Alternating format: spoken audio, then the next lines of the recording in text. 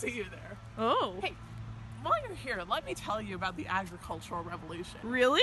Yeah. Oh my god. The Agricultural Revolution signified a major transformation in the techniques used in European agriculture. Across Europe, there were many changes that occurred all throughout the 18th century.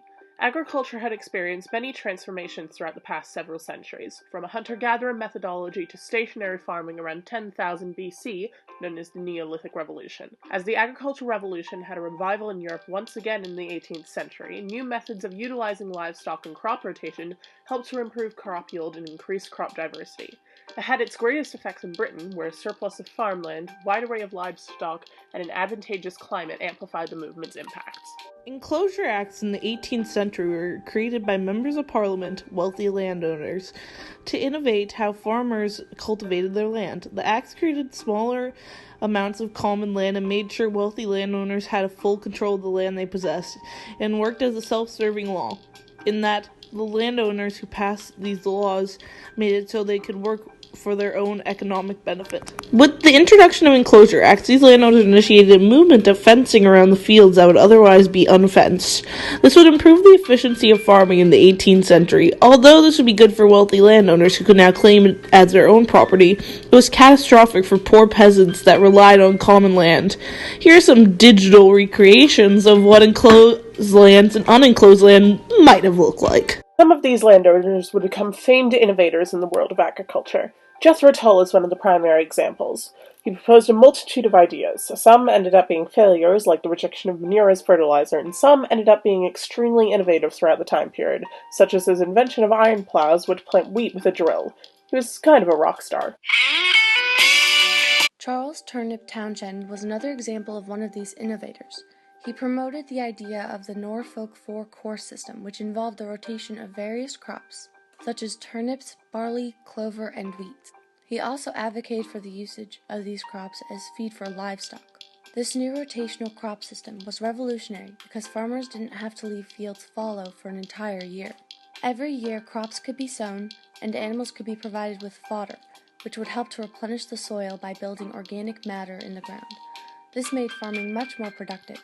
With these new changes came a population explosion that was seen throughout the time period. Many different factors come into play, one of the major ones being changes in the food supply. With the occurrence of the Columbian Exchange as a result of Columbus's explorations to the Americas in 1492, crops from all corners of the world began to circulate and make their way into a variety of different countries and their cultures. Farmers could now also adapt their crops to the climate and landscapes that they farmed in. There were many crops introduced into the New World that helped revitalize the agricultural system completely. In fact, the potato was one of these important crops. A single acre of potatoes could feed an entire family for a year and could grow in several different conditions. The steadiness of the crop helped more people survive until adulthood in numbers that had never been seen before. Many see its establishment in Europe as an end to the previously occurring famine. The population growth was also furthered by the absence of any major diseases or wars as a means of balancing out the population. Increased demands for food production and rising prices helped to build up the demand portion that initiated the Industrial Revolution, setting the migration to cities as living space in the countryside grew limited. In addition, job opportunities opened up for peasants who lost their land as a result of the enclosure movement, and the political social discontent experienced by some peasants was enough to drive them into a new, vibrant urban lifestyle. Who won and who lost? For one thing, wealthy farmers and landowners greatly benefited. The introduction of new techniques and methods for farming meant they had less work to do, with greater crop yields. The establishment of enclosures also meant that they had much more land than before, and could build economic empires off it. Rapid urbanization also meant that city population saw an exponential growth, and people could now have greater social mobility as economic power began to shift. Small farmers really got the short end of the stick. Without an open farming system, they had nothing to live off of, and had to succumb to the power of wealthy landowners.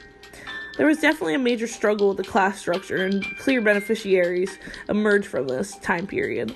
In addition, Eastern Europe agriculture saw no real impact. Great Britain during this time had a massive change in the means in which they produced crops and livestock, which in turn helped create innovative technologies and techniques to progress their outdated systems.